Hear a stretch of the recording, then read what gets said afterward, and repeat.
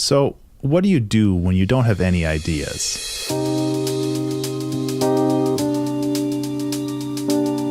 Hi everyone. Welcome back to the Creative Exploration series. This week I wanted to talk about the idea of starting a project before you really have concrete ideas about it. And this has been something that's been on my mind for the past couple weeks that I really wanted to talk about because it's something that I do very often. So the reason why you might not have ideas can be a host of problems. It might be depression. It might be related to just being creatively exhausted. It might even be being tired or malnourished or just not being hydrated enough. It's always, something, but sometimes you just need to start working, and that's really the important part. And I think that it's incredibly valuable to sit down and start without having any ideas, because that opens your mind to doing a lot of just weird stuff. And those weird ideas are things that when you have an idea of how to start, you don't always, that's not a path you go down. So if you just start with no ideas, sometimes you find one along the way and then you have a path to go down, and ideas start to flow from that. And I think I've talked about this in the past, but the Pomodoro Technique is very valuable. Essentially, what you're supposed to do is you're supposed to set a timer for 20 minutes and sit down and focus very, very hard on your project. Either that's starting your project or continuing in it. But the key point of this is it's 20 minutes of work with no distractions, no excuses, just sitting down and working. The nice thing is that after those 20 minutes, if you haven't gotten into like a flow state or if you haven't really moved any ideas forward, then you're okay to sit back and take a break and take a breather, take a walk, get some water, clear your mind, basically just to do something other than working. And then you can come back to it, set the timer for 20 more minutes and try again. Now, some people say to do this 2 times, other people say to do it 3 times, but I like to do it 2 times.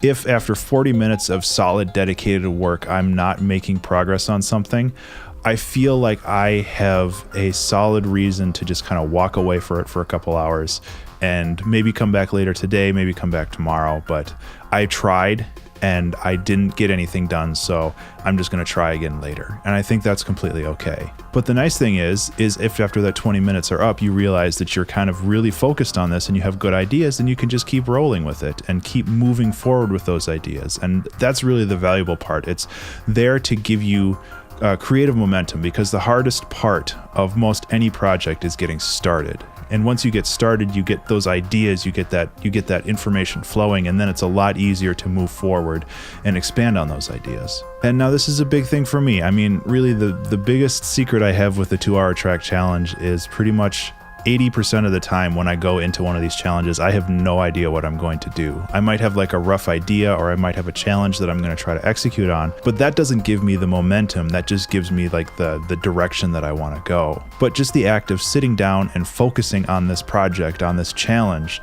allows me to start generating ideas. It allows me to start creating new things.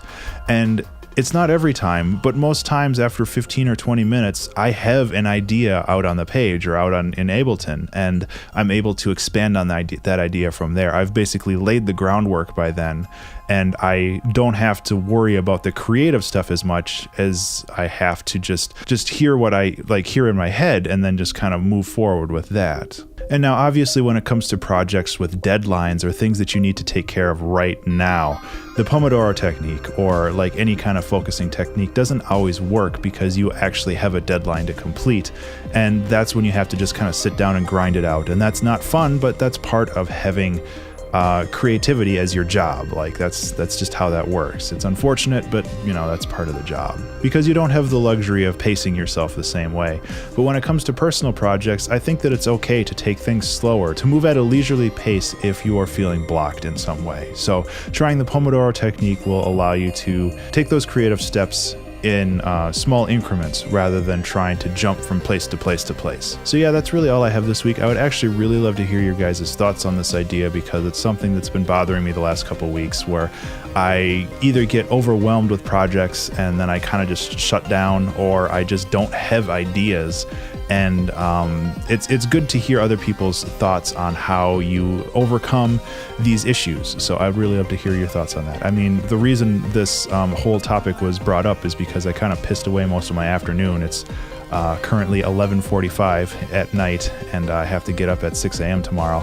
And I've been meaning to do this all day, and I didn't. So that's where we are on this. But yeah, if you have any methods or thoughts on how you can clear your head or jumpstart your creativity, I'd love to hear it in the comments below. As always, thank you guys so much for watching, and I'll see you in the next video. Be remarkable. Thank you so much to these amazing Patreon subscribers who help support this channel and the content that it provides. You guys are the best.